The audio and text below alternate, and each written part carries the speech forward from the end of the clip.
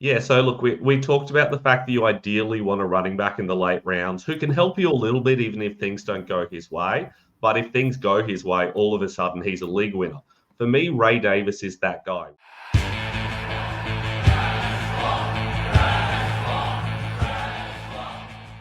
Ray Davis is a guy who initially to start the season is going to be in some sort of committee with James Cook. We've seen the Bills aren't willing to give James Cook all the carries. They want to bring other guys in. They don't really want to use him in the red zone. They don't really want to use him in the passing game. They don't really want to use him heavily in general. They want someone else to be getting touches and taking that load off Cook, and they use Cook a lot between the 20s. Cook is a very explosive back, but he's most effective when he's not getting too many carries. I feel like they've drafted Ray Davis to be that complementary back. Ray Davis is a big back who can be used in the red zone, and he's also a reasonably good passing down back. And they're two valuable assets in fantasy, the passing down back and the red zone guy.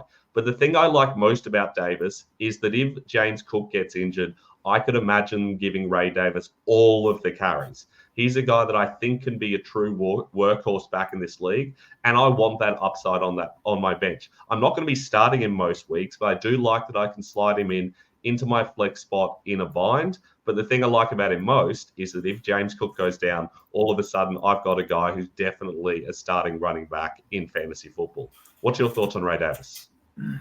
Yeah, I'm a big James Cook guy this year, and I think when you saw Joe Brady take over last year, they leaned into the ground game. And listen, James Cook's numbers last year, they gave him a ton of work. But you're right. It wasn't the red zone work, though. It was the inside the 5 goal line work that he lost. He loses to Josh Allen. He lost to Lat Murray. And that's kind of the downside of James Cook is where he's not getting much passing game involvement because, Josh Allen doesn't check down that much. And on top of that, he's never going to get goal line work because he's going to be third in the pecking order. And I think Ray Davis is probably going to be that guy. This is one of those things where it's like, if I have James Cook and I draft him maybe at his ADP, and I can't remember off the top of my head where he's at right now, but like 6th round, going that high, James Cook, Ray Davis is someone that you're not wrong in the sense that Ray Davis just could be a better runner. He could win the job. There's a small percentage that happens, but I think it's more like if James Cook doesn't get hurt, I think this season Ray Davis is going to be in that Lat Murray role. And how valuable is that? It's going to be very touchdown dependent, maybe 8 to 10 carries a game. What does that actually mean for fantasy if he doesn't score? Probably not much. So, but I do think this is one of those guys where he'll be the guy you spend every cent on in Fab if James Cook goes down, because he could definitely win you your fantasy league. Yeah, I agree that if James Cook doesn't go down, the value's limited. Though I do think there is some value in best ball for him. But in a normal redraft fantasy league, I like to fill my bench with guys who I don't need to spend fab on to get them off waivers. I want them on my bench already. I want the top upside guys, and it will be guys like Ray Davis, who I think if I have them already, they're going to become very valuable for me if there's an injury ahead of him. The Jets starting running back is Breece Hall. But you know who doesn't stay healthy a lot? Breece Hall. And you know who has a really good running attack in general? The Jets. So you want the Jets starting running back, but Breece Hall is going to cost you a first-round pick. Braelon Allen is going to cost you probably a last-round pick. He's going to go undrafted in most leagues. It has been very clear through all beat reporting during minicamp and OTAs, Braelon Allen is the backup. They are not happy with Izzy Abanikunda. They have made it very clear that Allen is the guy. Allen is a big back, and he's going to be excellent in the red zone. Allen is a great pass-catching back, which is unusual for a back of his size. He can play on every single down. I think, if anything, he's going to be a threat to Breece Hall's receiving work, and he's going to be a threat to Breece Hall's red zone work. So this is a guy who's going to have a little bit of value during the season, but he's going to have a massive amount of value if Breece Hall goes down. If Breece Hall goes down, I can imagine Braelon Allen being a top 5 running back because they're going to use him the same way. They don't have anyone else behind Allen. Abanikunda has been pretty much awful, realistically, and they brought in Isaiah Davis, but he's been playing with the third. So realistically, I think it's Braelon Allen and nothing else behind Breece Hall. I want to win my league with the guys on my bench. They're not starting for me.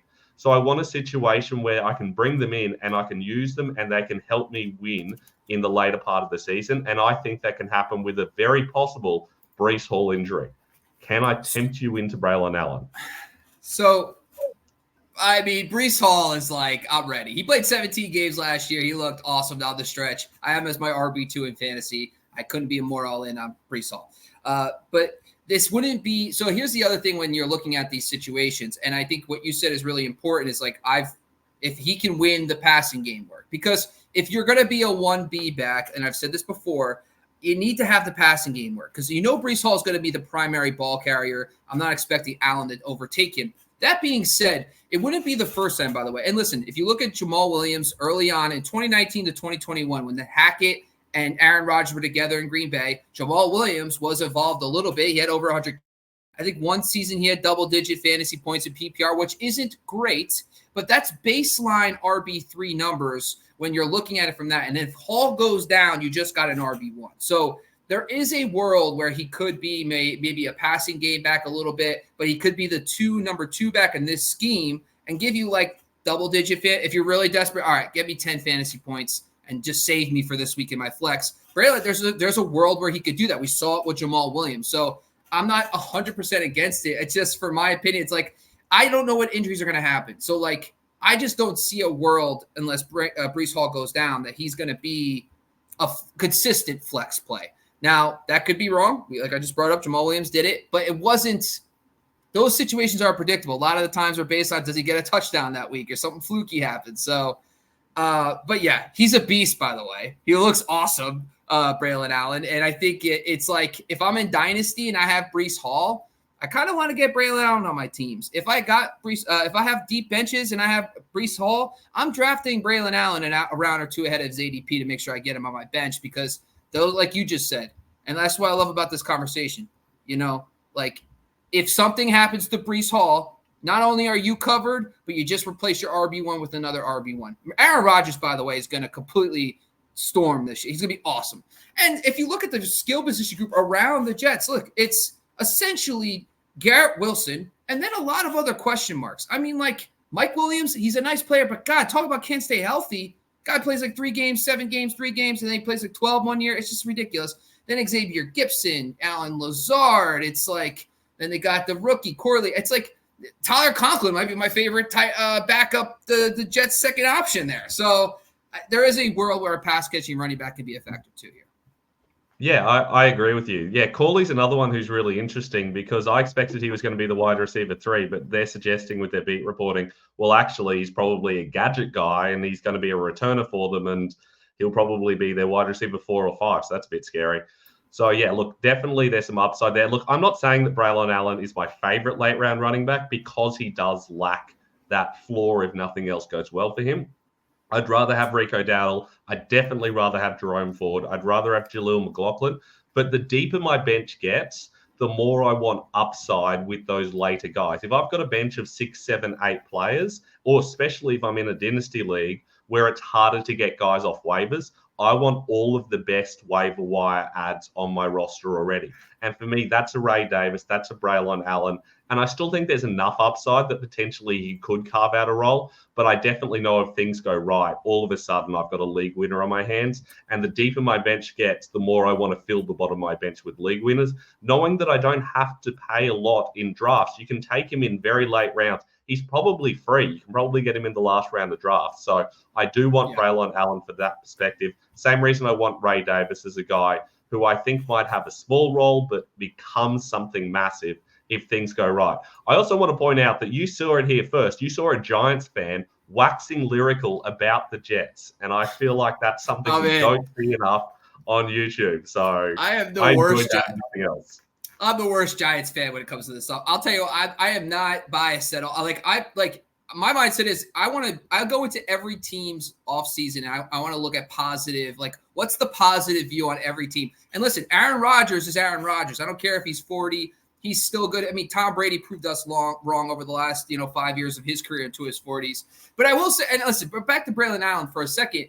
Honestly, I might need to look into this more because now I just looked up again. In 2021, A.J. Dillon was like an RB2 that year. Now, some of it might have had to do with the fact that Aaron Jones missed some games. But the point is, there's been multiple seasons where it was Jamal Williams, double-digit fantasy points. A.J. Dillon, 11 PPR fantasy points. Like, if you have a guy who could be borderline flex numbers for you as like your RB6, and then all of a sudden that guy has RB1 upside with one injury in front of him, that's actually a much more valuable player. So I got to admit, I got to do more research on that because I think he might get in my top 150.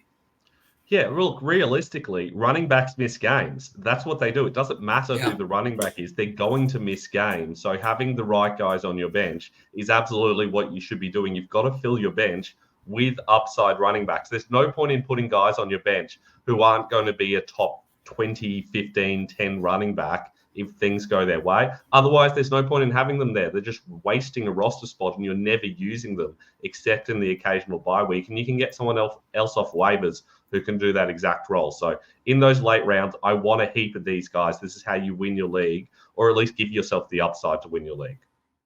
Who did we miss? Who are the late round running backs that you're taking in drafts that we didn't think about? Put it down in the comments below and we will have a look, and maybe we'll have to come back again and talk about some extra late round running backs. That's all we've got for today, though, on the Razzball Fantasy Football podcast on the Razzball Fantasy YouTube channel. We'll catch you next time.